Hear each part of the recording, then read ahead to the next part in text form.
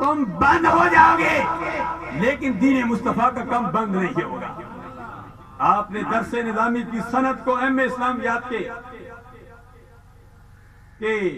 مترادف قرار دلوایا، یہ منظور کرائی، GHQ میں اس کو منظور کرایا۔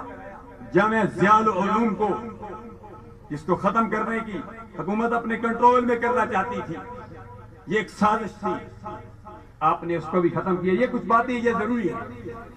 اور پیر کرم شاہ صاحب علیہ رحمت چیف جسٹس جب اس مدرسے کو متعلق بھی سازشیں ہونے لگی کہ آپ یہ ہماری پالیسی اس پالیسی پر چلو گے تو بات بنے گی، پیر کرم شاہ صاحب الحضری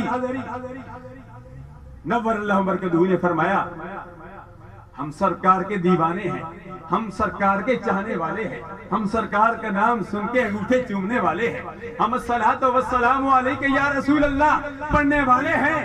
میں تم جامعہ کو بند کرنا چاہتے ہو؟